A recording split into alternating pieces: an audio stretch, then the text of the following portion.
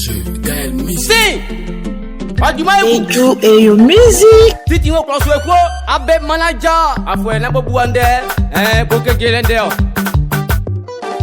Amla bae, afe bae, akisi bae, oke genu, oke genu, oke desu, ole gesu. Le boss JLK, Maman Evo, Amla bae, afo le lien, yebe flesse, yebe flesse.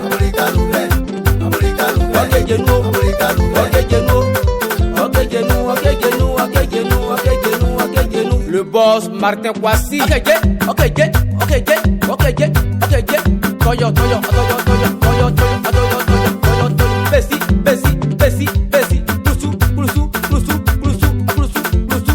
Maman Esther Yao, gouverneur Herman. Hey, soin, appelez-moi souhait, ligue d'en bas, ça me gagne, la poulet son coup. Asa wo ya filendre nou Jacques Quadio ye arrange Gaël ke asa wo flesu ngo ndawle ko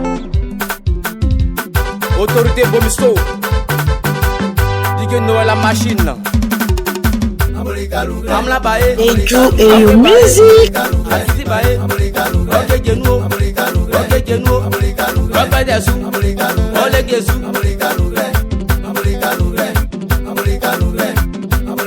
Amla bae, afwem le lien, afwem le lien. Yebe flesse, yebe flesse. Binja mola di keble. Quand le blameke, afwem ble feke bon dredan. Papa Lacoste, dike masa kawa gaso. Charlie Manager, bla transo.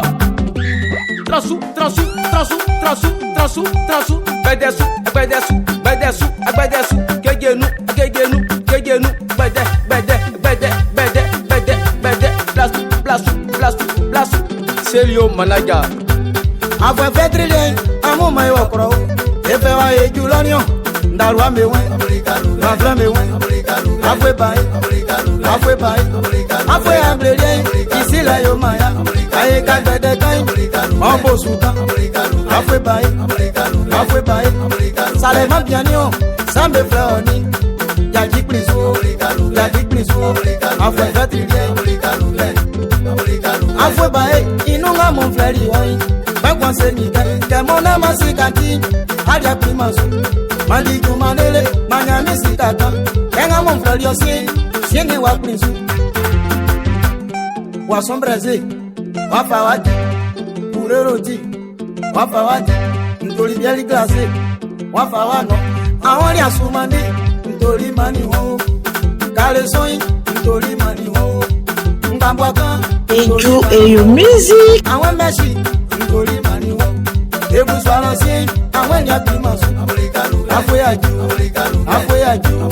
Ali bedeko, afwe bae, afwe bae.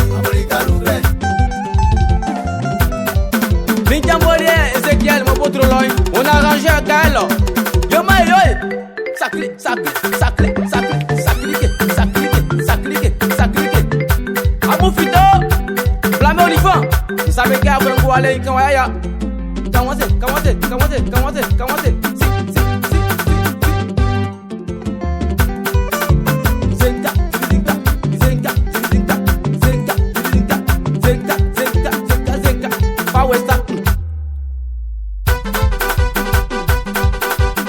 DJ 45, le boss Yaka, Jomix DJ, le père Basile. Les jumelles à car Manager Hassan Ben de Dieu. C'est wa mia qui combat bois comme Missy de Bakel ko Yomo DJ Bolingo DJ Mano Okufolofo Mama Carola Marenne Mama Richmond